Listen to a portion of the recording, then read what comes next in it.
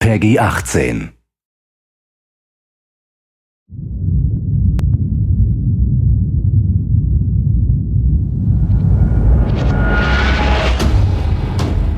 Hey everybody, Zachary Levi here. Over the last few months, we've brought you exclusive behind-the-scenes looks at the final hours of development of Tomb Raider. You've seen Camilla recording her last few lines, Rihanna musing her last few words, and Jason completing the last few notes of the score. As those key pieces lock into place, it's time to reveal one of the last portions of the game, and a team that's been shrouded in secrecy for 2 years. We're here in the beautiful and freezing Montreal, Canada, to bring you the final hours of Tomb Raider Multiplayer Edition. These are the final hours of Tomb Raider. Welcome to yet another world-class studio in the Square Enix portfolio, Eidos-Montréal, home of the multi-award-winning game Deus Ex. Locked away in one of the far corners of the studio is a team of experienced, passionate professionals who have been specially brought together to create the first ever multiplayer component to the Tomb Raider universe. Let's meet the team behind the vision, direction, and decisions, and hopefully get a chance to play a few rounds. Here we are at Eidos-Montréal. Before we get into why we're here, Carl, you now have an amazing stash, my friend. What is the impetus behind this? As a studio, we've been participating in Movember. A good friend of mine, JJ Owens, works for Movember in LA. We set up the gaming challenge and we brought studios from all around the world together. I think so far we've raised somewhere in the region of $140,000, $150,000. Well done. Been a big success, although my wife doesn't necessarily always approve. She hates it? Oh, my wife wakes up in the morning. She says that she hates it. She secretly loves it. What were some of the factors that led to a multiplayer facet to this new Tomb Raider? When we started developing sort of our vision for reimagining Tomb Raider, on paper, it was all about single player. And as we started to build that world out, we had the island, we had the Solari and the scavengers. We started to realize that we had this canvas. Great warring factions, great landscapes. Yeah, we had all these really awesome places where it was all about traversal and single player. When we started looking at that, we thought, wow, well, what about multiplayer? Part of the genesis of that was Lara Croft and the Guardian of Light that kind of cracked open a door to lead you guys into the multiplayer into here at Eidos-Montréal. Guardian of Light was a downloadable, a smaller scale project, and that allowed us to sort of take the risks that we wouldn't necessarily take on a full-blown project. Guardian of Light was our Pixar short. It's the idea that whilst you're building your big project, you're always thinking about that next thing, but also allowed us to be able to start understanding co-oping and networking. It was a game that actually brought Tomb Raider fans together for one of the very first times. You hear them in their ear and they were having fun. And as a result of that, that led to us thinking about multiplayer.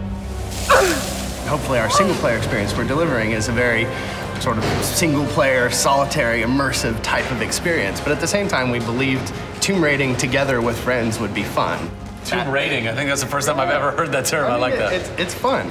You know, axe climbing and zip lining and the traversal that we get in there and the traps. For me, it was very sad to have that catch-22 of it would be great to do this in multiplayer, but we just can't split our resources like that. And that's how Eidos-Montréal came about. We had staffed up our team to develop a single player. Everybody was gelling together really well, and it wasn't something that we wanted to just bolt on. We always said if we were going to do it, we're going to do it right. If you could have a fan play the multiplayer for the first time, what do you want them saying? For me, they're kind of different moods. It's not like I do one or the other. It's kind of like sometimes I turn down the lights and just play that single player experience. And other times I want to just jump in and have fun and start killing fools.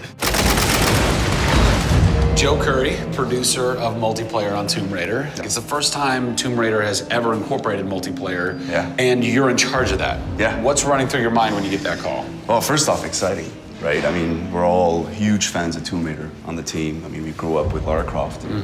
But when we spoke to Crystal, like, we want to do multiplayer, and we're thinking, how do you do that? It's always been Lara's story.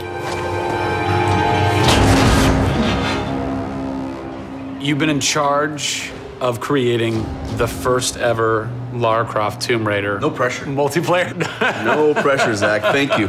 What are some of the main pillars that you brought over from the single player to the multiplayer to make those two worlds cohesive? The element that really stuck out was survival. Group surviving together. Right. But then traversal, the ability to go up and down and kind of everywhere in a level. The weapons, you know, the characters. What did you guys have to tweak in order to create an engaging multiplayer experience that wouldn't necessarily work with the pieces that were in play with the single player experience?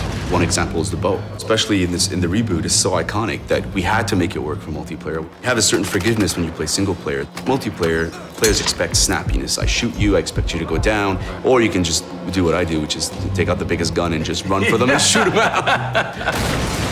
The environment itself can be a threat. The Solari, you know, the guys that are on the island have had a chance to prepare traps. We've got things like an ammo box that looks like an ammo box, but it's really an explosive device. I need ammo, and it looks just like the regular ammo box, and then you're gonzo. We have a lightning rod. You'll get a lightning strike on the rod, and then you'll eliminate your enemy. First and foremost, we want to be humble. We want players to just have a really memorable experience. I had fun doing this. Do you remember when we set that trap? Moments that the players will come back to and talk about experiences that they've had for themselves, not necessarily the game offering them experiences. Absolutely. So, Joe, behind us we have the QA team, or the quality assurance team. They're a part of the development team. They can tell us what we need to fix and what's working and what's not. When do I get to game test? When do I get to get my hands on the game? Soon. We got a surprise for you first, Zach. So, when I was approached to host the final hours of Tomb Raider, essentially the biggest ask, not even ask, tell that I had was, I want to be in the game. I want to have a cameo, I want to have something. So guess what? Boom! Boom! Boom! I'm a playable character in the multiplayer Tomb Raider. How sick is that, Joe? You and your team are awesome. I can play with myself, virtually. Are we ready? Oh, that burns! You suck! Get those transmitters running. Radio transmitter activated! We're getting off this damn island? We send this thing. Beautiful. I would like to try and kick your butt as me in this map right now. Should we try it? All right. Bring it. Let's do it. It's happening right now. Oh, nice! Was that one of my traps? That was one of your traps. Yeah! These booby traps are really fun. I mean, they're really, really fun. Yeah! Don't worry about it. Just because you made the game and I beat him. As you can see from the people and passion here at Eidos-Montréal, this isn't just some add-on. They're devoting themselves to making this an experience in keeping with the feeling of single player. Familiar, yet different. Coming up in the final 2 episodes of our series, we go back to the home of Lara Croft. They're taking Tomb Raider to the finish line, and we'll be there for it.